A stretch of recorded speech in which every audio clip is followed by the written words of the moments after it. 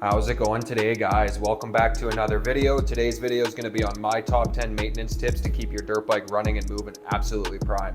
I have probably about 30 total, but we're going to go through my top 10 important ones. So let's get to her.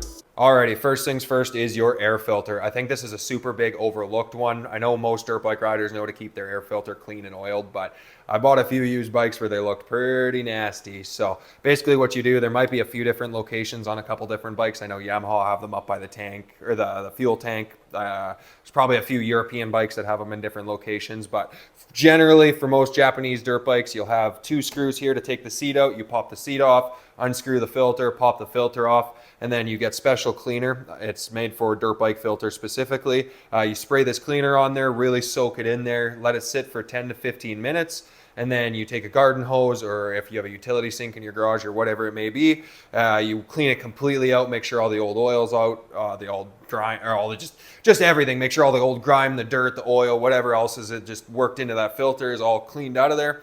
And then you do have to let it, I mean, I like to let it sit overnight in front of a fan, just make sure it's really good so you don't suck any water or just moisture inside your engine. It's just best case Ontario to let it sit overnight. So yeah, I just kind of like to let it, or do it after a ride when you're done for the night. You know you're going to be done for the night and you're just maybe going to go for a ride the next day or whatever. Just let it sit overnight. And then once it's dry, you take a special oil. It's made for dirt bike filters itself. You can get it at a bike shop, just like this oil.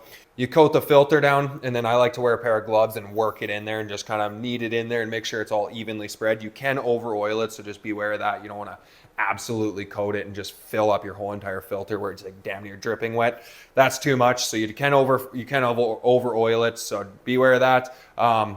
I like to let it sit out in the sun for a couple minutes, just kind of let it evaporate that little bit of oil, that really wetness of the oil. That's probably not a big thing. That's just personal preference. And then you pop it back in the bike, screw your seat back on, and away you go. So alrighty, next up is chain maintenance. So you basically got three big things for the chain. You got chain condition, you got chain tension, and you got the sprockets. So with sprockets, you don't want them to be pointed out. Like I'm actually getting close to the point where I probably should put a new sprocket on here, and I'm actually going to be doing a little bit of a stunt build on this bike. So I am actually going to be putting a bigger giant pizza sprocket, and I'm going to be putting a handbrake on it as well. But for tension, you want to go basically 2 fingers from inside the guard here. This is a tiny little loose, and that's just because the bike is sitting down with the swing arm down. When I put that tension, like when I put it on its own weight, it'll actually go to about 2 fingers. I should be maybe just a touch, a little bit loose, but I'll have to re-go through that. And then chain conditions. So if you see my chain's actually a little bit dirty, you want to clean out all the dirt and the grime from all these links. A lot of chains have O-rings inside of them, so if you let those get just dirty and grimy, you'll actually have it kind of doing kinks like that. So you can get chain brushes. I don't have a chain brush anymore. I did. I don't know where it went. I must have lost it somewhere. Must have took it with me on a trip somewhere and just forgot it. So I don't have a chain brush anymore, but they are super cheap. You can buy them on Amazon in packs for just dirt cheap. And then to oil it, you want to basically make sure you want to use some sort of cleaner, some sort of degreaser, and clean the whole entire chain top to bottom. Use the brush, make sure it's good, wipe it down. And then afterwards, you want to use a special chain lube. Why I don't recommend using WD-40 or just kind of like 1234 or just any of those just regular lubricants is because they tend to attract dirt.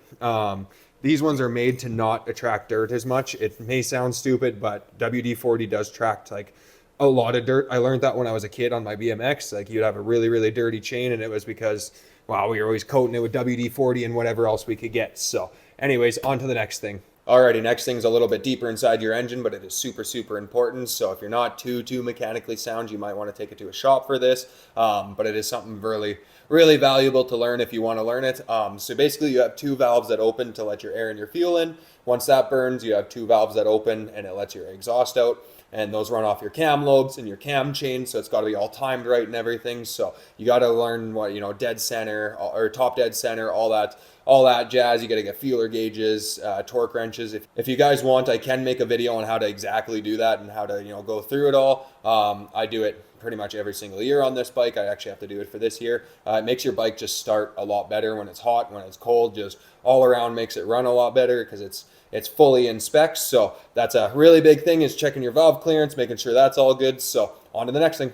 Alrighty, next up is your cable maintenance. So you have your throttle cable, and on 4 strokes you have your decompression lever. So you basically just want to make sure it's nice and crisp, snaps shut. You just want it to be nice and crispy. If you're starting to feel like it's getting a little bit gross, what you can do, you can buy a little piece and it screws onto the end of your cable, and then you buy some chain and cable lube and it plugs right into that little piece, and you shoot lube all the way down through the housing, not just like on the cable itself, but all the way down through the housing. And it's actually really satisfying when you get it nice and clean, and then you have a crusty cable and you get it just moving and working real nice. Like this decompression lever, actually you could see it's not going back the way I would like it to. I'm used to just flicking it back, but it shouldn't be. You should be able to just let it go and it goes right back. So I'm actually going to do that here, and then when I go through my bike for the beginning of the year. So on to the next thing.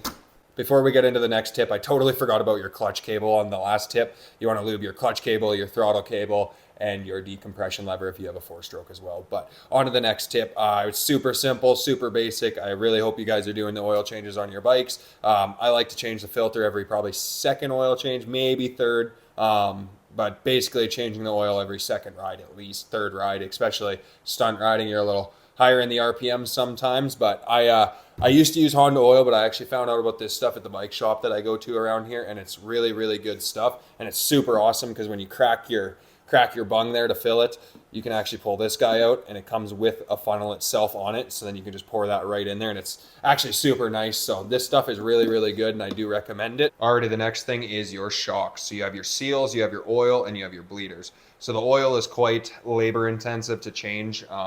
The seals are too, but you can clean your seals out. You can buy a little tool and you can go around your seals. You can pop the dust caps off, go around the seal and clean out any dirt, any grime, anything in there.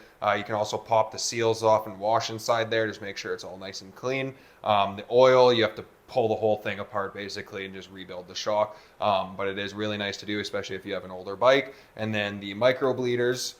Well, I have micro bleeders. Not everyone has micro bleeders. Here, I'm just gonna try to switch my camera here.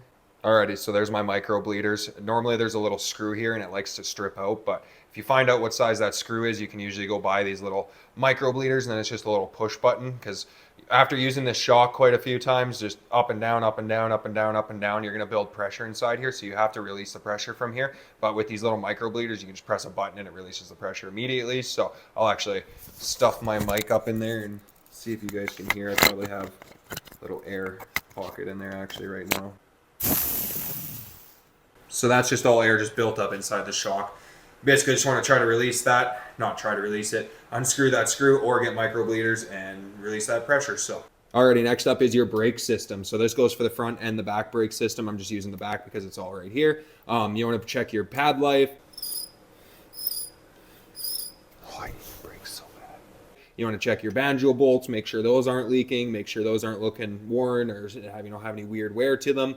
You want to make sure your lines are good. I like to flush my fluid about every 2 years. I do front and back. My pads are actually looking a little bit low. I got to get some fresh guys. I'm going to be putting a handbrake system on this anyways. So yeah, flush your fluid, make sure everything's good, and you should be good to go. Alrighty, next thing is your coolant. I like to flush my coolant and change it every about 2 years. It's just, you don't have radiator fans on your dirt bike, so you want to make sure it's really good coolant in there. You can just drain it at the water pump there, refill it. I like to put a funnel in there, put a little bit of coolant in there, run the bike, just work any air bubbles or anything out of there, and then you should be good to go. So on to the next thing. Alrighty, the next one's super basic. Obviously you want to make sure your tire pressure is good, but you also want to go around and check your spokes.